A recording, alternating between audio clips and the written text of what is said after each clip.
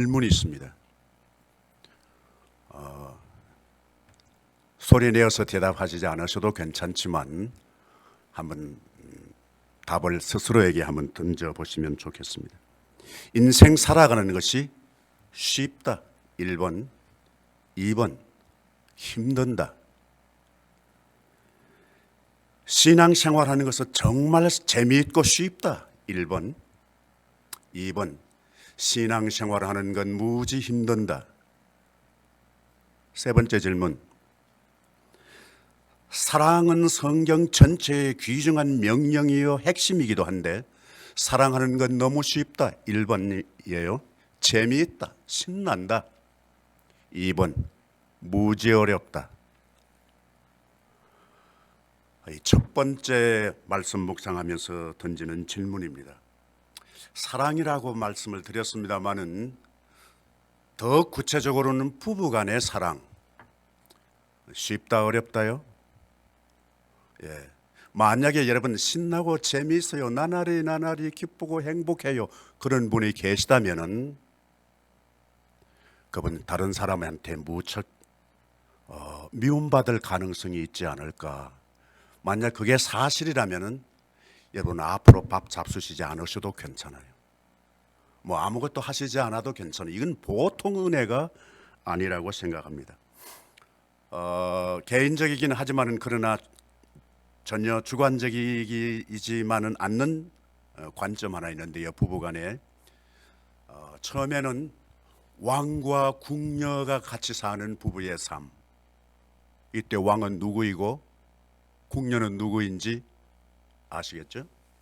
둘째, 또 하나는 주인 마님하고 머슴같이 살아가는 부부의 삶. 아마 이 중에 해당되시는 분도 계실는지 모르겠어요.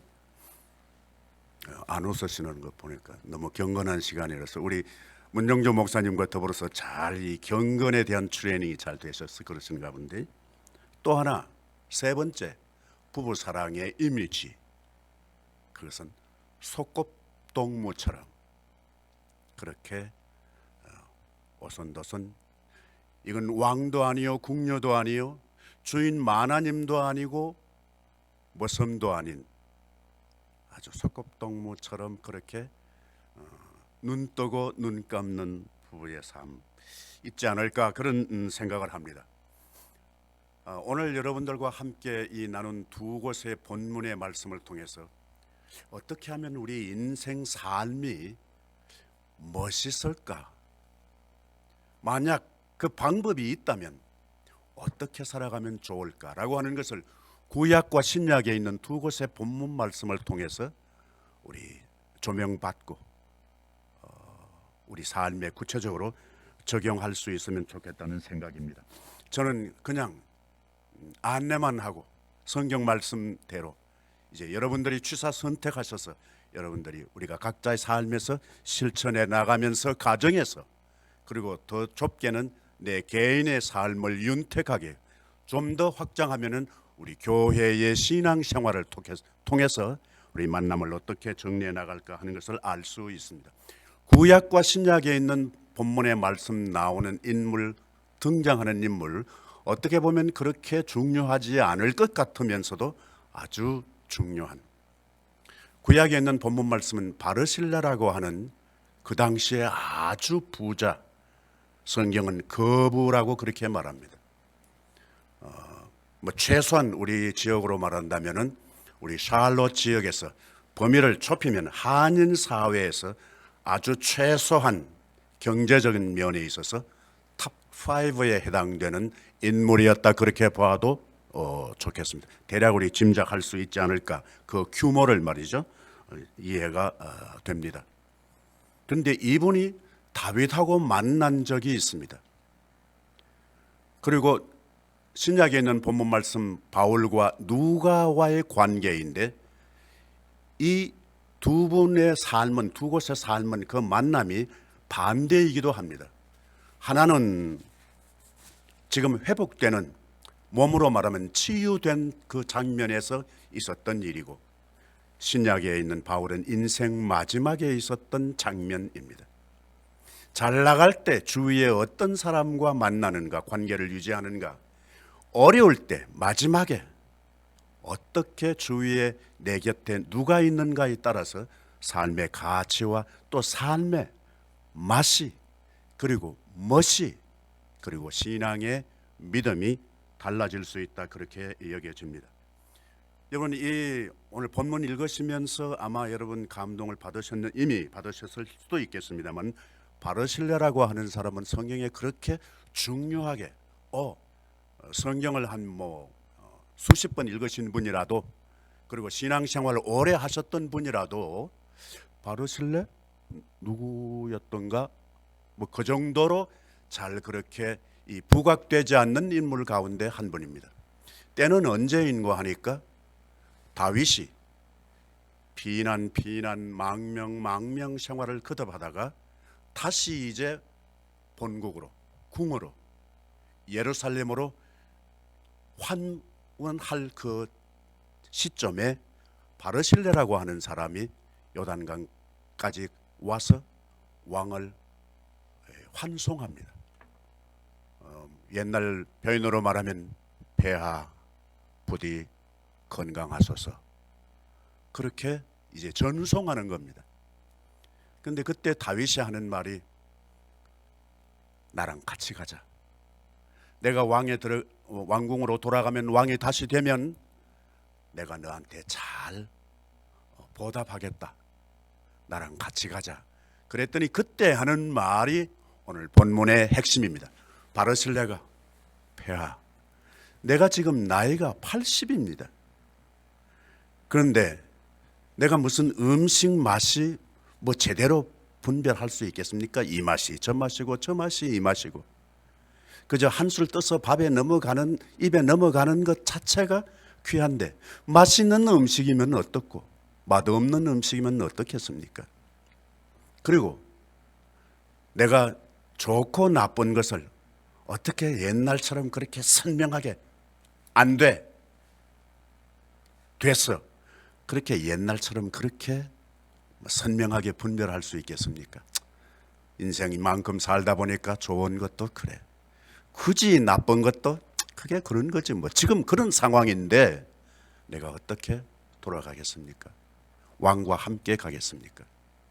그리고 노래하는 사람의 남자나 여자나 그 목소리 제가 그렇게 예민하게 분별하지 못합니다.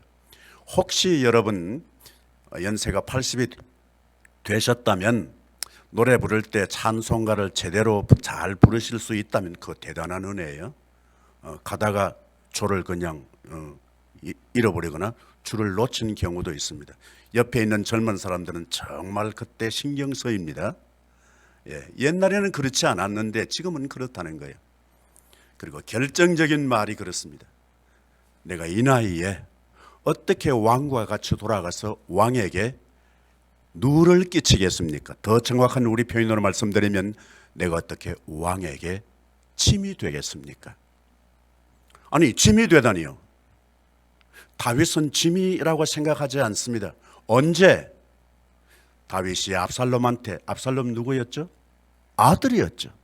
그 아들한테 쫓겨다니고 왕위의 위협을 받으면서 피난다니고 쫓겨다닐 그 즈음에 이 바르실레가, 물론 부자이니까 그렇겠죠, 밀이든지 보리든지 밀가루든지 그리고 콩, 팥, 녹두, 그리고 음식도 버터, 치즈, 다양한 음식들을 제공해 주었습니다. 음식만 제공해 줬나요?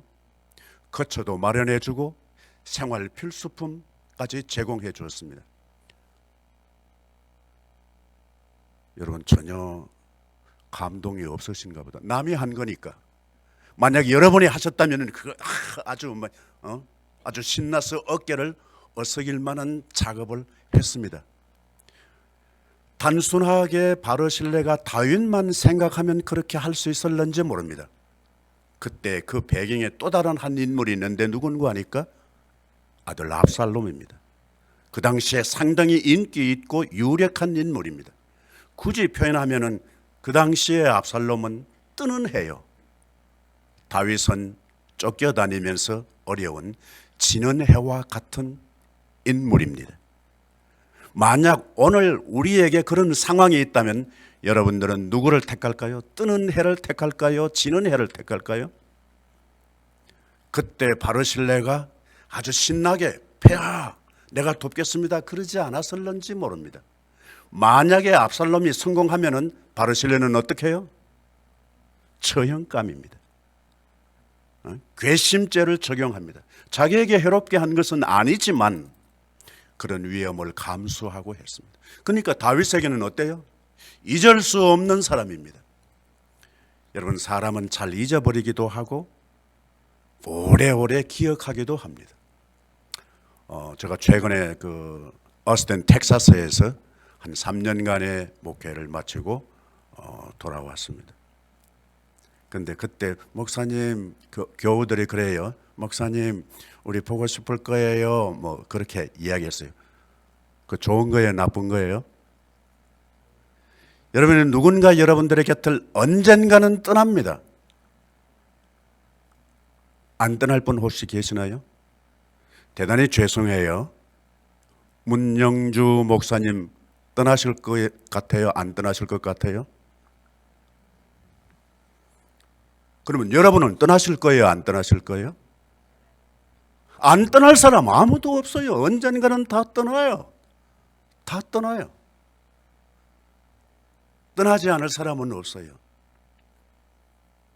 그러나 떠나더라도 보고 싶은 사람이 된다는 것은 엄청난 은혜입니다. 그래서 제가 그때 그런 말을 들으면서 헤어지면서 제가 농담 비슷하게 그렇게 말했습니다. 별 쓸데없는 걱정을 다 하고 있어요. 우리에게는 망각이라고 하는 은혜가 있습니다. 잊어버리기는 거예요. 이게 참 이상한 것은 지금 내 앞에 있는 이것이 얼마나 유익하고 복된 것인가를 사람은 잘 모르고 살아가는 듯 합니다. 반대로 거꾸로 지금 이것이 내게 얼마나 불리하고 위험하다는 것도 잘 모르고 지나가는 것이 인간이 아닌가, 그런 생각을 하게 됩니다. 다윗은 지난날의 그 고마운 것을 잊어버린 것이 아니라 바르실레에게 한 그것을 너무나 소중히 여기고 나랑 같이 가자고, 바르실레가 한 말 그대로 짐이 된다면 내가 그 짐을 감당하겠다고 그렇게 권합니다. 그런데 바르실레 다 사양하고 마지막 결정적인 것은 이렇게 말합니다. 왕이여, 나를 돌려보내주세요. 여기서 마지막 작별하겠습니다. 그리고 나는 내 고향으로 돌아가서 거기서 내 부모님 묘 곁에 묻히고 싶습니다. 지나간 날의 한 일도 훌륭하지만은 자기가 앞으로 가야 할 방향도 선명히 알고 있습니다. 좀 내게 기분 좋을 것 같다고 해서 거기에 휩쓸리지 않는 이 바르실레의 인격, 이건 느닷없이 생겨진 것이 아니라 오랜 세월을 통해서 다듬어지고 가꾸어진 인격이라고 그렇게 여겨집니다. 바르실레가 그렇게 했던 그 시기, 바르실레만 그렇게 할 수밖에 없었던 것이 아니라 바르실레와 정반대의 인물도 있었습니다. 여러분 너무나 잘 아시는 누구예요?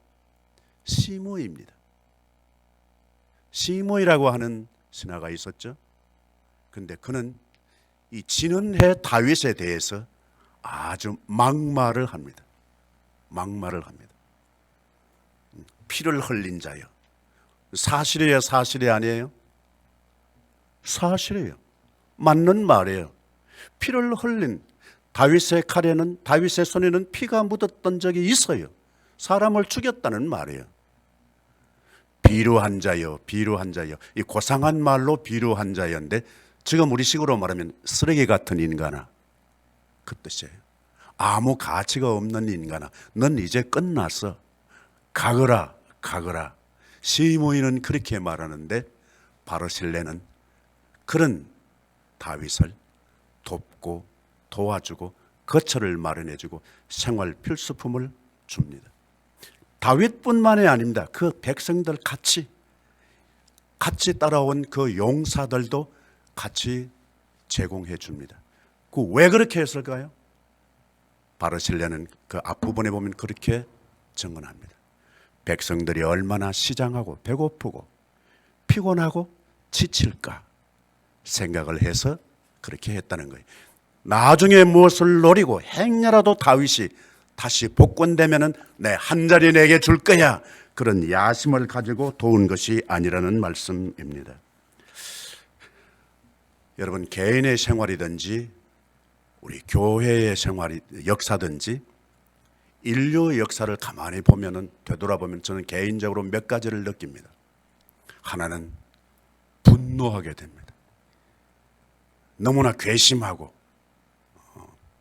아주 분개할 그런 스토리가 역사 속에 담겨져 있습니다. 또 하나는, 저 개인적으로 역사를 되돌아볼 때 하나는 너무 통쾌한 거예요. 그러면 그렇지, 그러면 그렇지.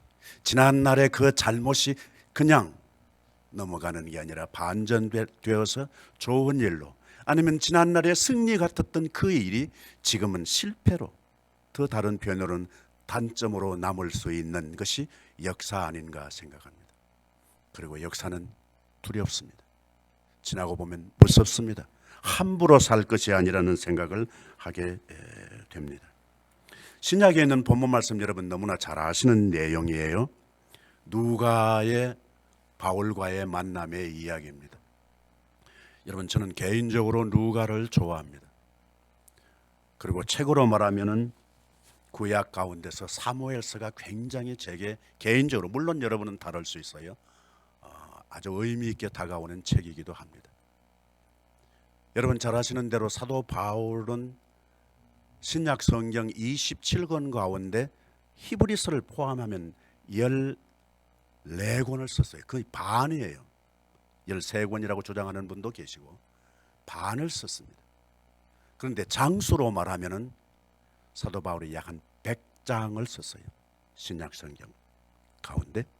그런데 누가는 52장을 썼어요. 사도 바울의 반입니다. 그 누가가 쓴 책 가운데가 복음서 가운데 여러분 잘 아시는 누가복음이에요. 마태, 마가, 요한은 다 히브리인들이 유대인이에요. 그러나 누가는 유대인이 아닙니다. 이방 출신입니다. 나만 그냥 감경하는가 보다, 그죠? 그 사람이 뭐 어디 출신이든 뭐 책을 얼마나 썼든, 그러나 그런 많은 책을 썼음에도 불구하고 누가는 신약 성경 가운데 이름 3번만 등장합니다. 자기가 말하는 게 아닙니다. 사도 바울이 말합니다. 뭐라고 말하는가? 사랑받는 의원 누가라고 말합니다. 나의 동력자 누가라고 말합니다. 그리고 사도 바울의 마지막 지는 해와 같았던 그 로마 옥중에서 대마는 데살로니가로 갔고, 그레스게는 갈라디아로 갔고, 디도는 달마디아로 가서, 특별히 대마는 이 세상을 사랑하여 나를 버리고 가서, 그런데 지금 누가만 나와 함께 있다. 누가만 내 곁에 있다. 누가가 바울 곁에 있었던 까닭은 뭘까? 뭘 하나 노리고 다시 바울이 회생돼 회복되면은 승리할 것을 믿고, 자기가 출세할 것을 믿고, 한 자리 높은 자리 얻게 될 것을 믿고, 그렇게 끝까지 다른 사람 다 가는 거예요. 별 볼 일 없는 사람 곁에 내 아까운 청춘을 허비할 이유가 없다. 아마 그 생각 때문이었는지 모릅니다. 대마에 대해서는 선명하게 말합니다. 이 세상을 사랑하여 나를 버리고 갔고, 지금 이 어려운 곤경 가운데 누가만 나와 함께 있느니라. 아무도 없다는 거예요.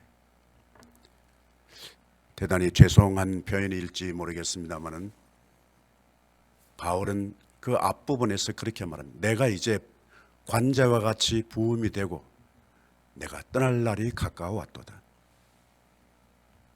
떠날 날이 가까워왔도다. 그 점에 누가만 그 곁에 있었던 것이 얼마나 소중한가라고 하는 것을 알 수 있습니다. 우리 인생을 멋있게 살려고 하면 어떻게 하면 좋을까요? 돈도 많아야 되겠죠? 예. 많으면 좋죠. 예. 그리고 건강해야 되겠죠? 건강이 얼마나 소중한지 모릅니다. 건강이 없으면 돈도 실력도 명예도 별로 그렇게 의미가 없습니다. 그러니까 끝까지 우리가 잘 케어해야 할 것은 내 자신을 위해서 건강이라고 믿습니다. 그러나 더 소중한 것은 바울 곁에 누가처럼, 다윗 곁에 바르실레처럼 그런 사람이 곁에 있다면 얼마나 멋있을까? 아니면 내가 누군가 한 사람만에게 누가처럼, 바르실레처럼 그렇게 살아가고, 그렇게 투자하고, 그렇게 사랑하고, 그렇게 말할 수 있다면 그보다 더 멋있게 사는 방법도 뭘 위해서 그런 생각을 하게 됩니다. 더 구체적으로 믿음의 사람 우리에게는 예수님만큼 더 소중한 것이 있을까? 최후까지 내 곁에서 나를 만져주시고 나를 품어주시는 이 예수님이어야 되지 않을까? 지난날에 허물이 있더라도 그러하리라 그렇게 생각을 합니다. 마지막 부분 조금 저에 대한 조금 소개를 드리고 싶은 마음이 있습니다. 저는 자라면서 네 가지 고품으로 살았습니다. 첫 번째는 배고픔. 그 시절에 대체로 배고프게 사는 것이 우리들의 특징이 아닌가 생각합니다만, 그러나 그 중에서도 특히 나는 배고프게 자랐습니다. 그리고 공부에 고팠습니다. 공부하고 싶었습니다. 공부에 고팠던 이유는 아버지가 일찍 세상을 떠나셨습니다. 그래서 아버지에 고팠습니다. 지금도 아버지 하면 그렇게 보고 싶고 그렇습니다. 어렸을 적에 아버지를 잃었기 때문에 아버지 고픔. 그런데 그 위에 조금 크면서 성경을 읽으니까요, 성경 속에 특별히 신약 가운데, 구약은 말할 것도 없지만 아버지가 어떻게 그렇게 많아요? 아버지가 풍성한 거예요. 더더욱이 예수님에게 조명하면서 예수님의 아버지라고 하는 어휘가 굉장히 많았던 거예요. 저는 학교에 다닐 때 국민학교 다닐 즈음에 아버지가 세상 떠났습니다만 저는 공부를 잘했습니다. 지금 여러분 믿지 않을 거니까 제가 이렇게 얘기하는 거 아니에요. 여러분들이 내 거짓말 했나 하지 않았나 하고서 성적표를 조회해 볼 거예요. 어떡할 거예요? 그런데 저는 공부만 잘하면은 중학교 그때 시험 쳐서 갈 때 중학교 갈 수 있는 줄로 알았어요. 그런데 곰곰이 내 어린 나이에 생각해 보니까 내가 왜 진학을 하지 못했나? 다른 이유가 없어요. 아버지가 안 계시기 때문에 학교를 못 가는구나. 어린 그때 나는 그렇게 단정을 했습니다. 그런데 예수님이 입만 열면 아버지에게, 하늘에 계신 너희 아버지, 아버지여 아버지여, 어려울 때도 아버지, 좋을 때도 아버지, 아버지여, 우리에게 가르쳐 주신 기도도 아버지, 아버지, 마지막 최후까지도 아버지여 아버지여, 어찌하여 나를 버리시나이까? 아버지여, 내 영혼을 아버지 손에 부탁하나이다. 아버지. 그래서 저는 육신적인 아버지는 일찍이어 있지만 의외로 그 어린 학생 시절에 예수님이 말씀하신 예수님 속에 있는 그 아버지 일찍 만난 것이 얼마나 감사한 일인지 모릅니다. 그리고 저는 안 믿는 집에서 자랐습니다. 제가 우리 집안에 크리스천 교인 제1호입니다. 할아버지 할머니 계셨지만은, 아버지 어머니 계셨지만 저 혼자서 크리스천이 되었어요. 그래서 또 하나의 제4의 고품은 예배의 고품입니다. 예배의 고폭에 살았습니다.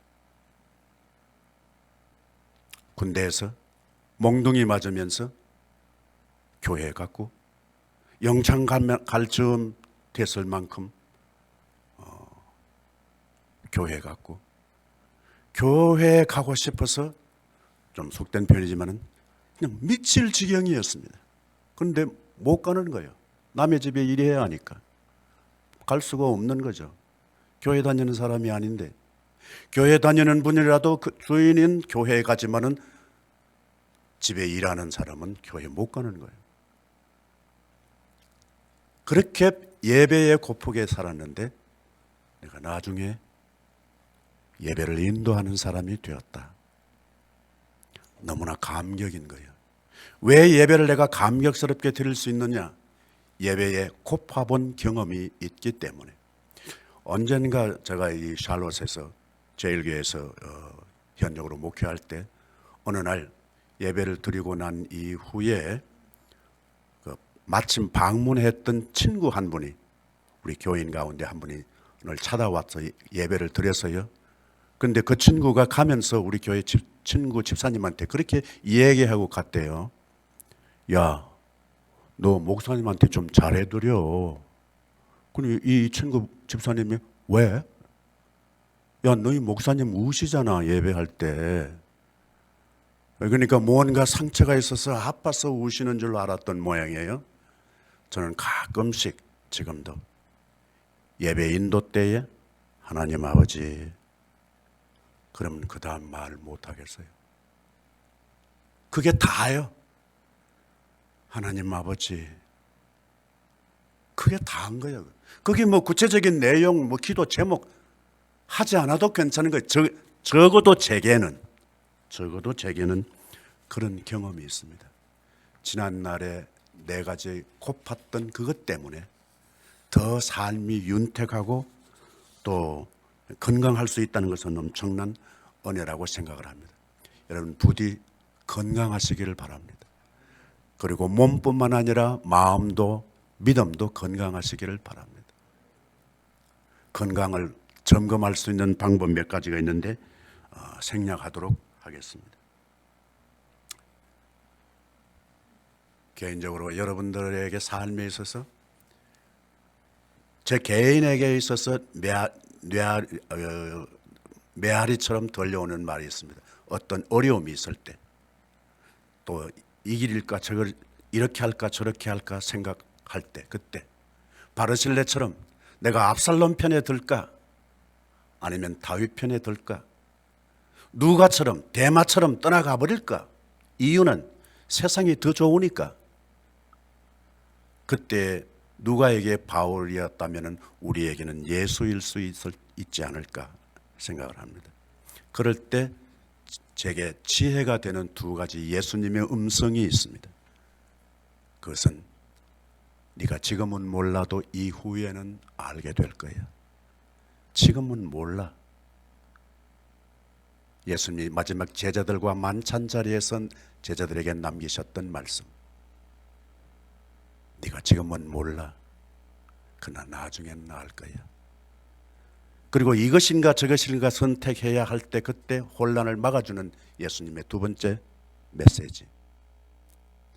너희가 깨끗하나 다는 아니니라. 다는 아니야. 인생이 슬플 수 있습니다. 그러나 다는 아닙니다.